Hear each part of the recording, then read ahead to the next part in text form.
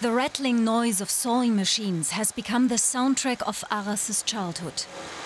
She works 12 hours a day, Monday to Friday, in this clothing workshop in Istanbul.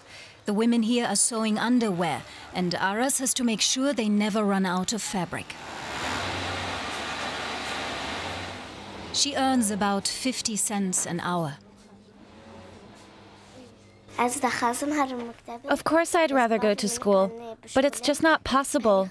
We have to pay a lot of rent, and food, the water bill, everything is expensive. That's why I need to work and help my family.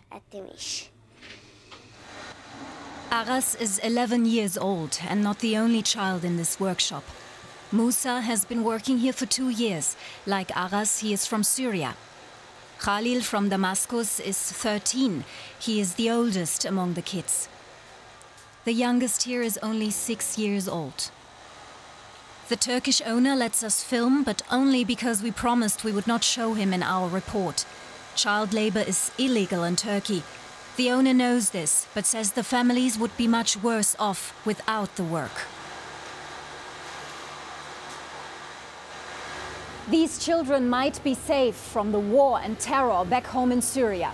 But what they really need now is education and a chance to build a future. Despite efforts by the Turkish government to get refugee children off the streets and into public schools, many here remain out of the classroom. Many other children are sent out by their parents to beg on the streets.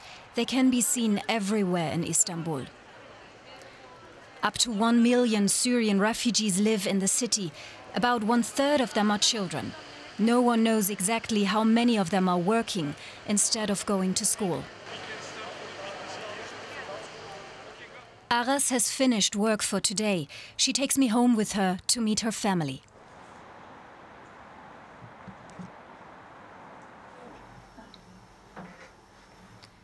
She has 2 little sisters.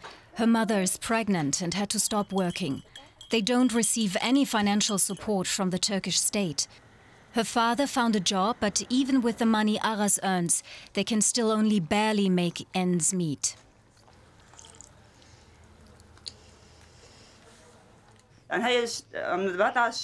We have to send her to work. We don't have any other choice.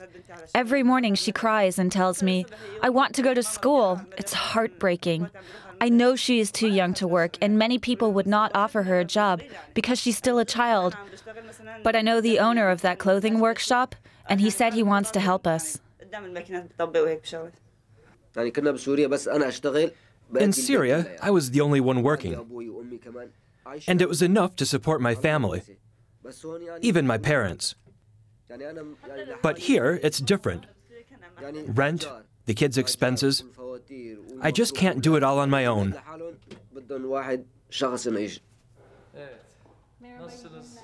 I meet Ekrem İmamoğlu, one of Istanbul's district mayors.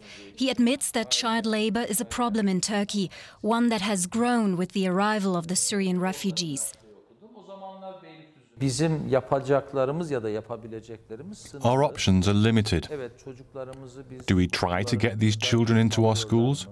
Give them books and pens and school bags? Of course we do. But we don't always reach all of them. It's often the case that more help is needed than we are able to give. That's why others are trying to help.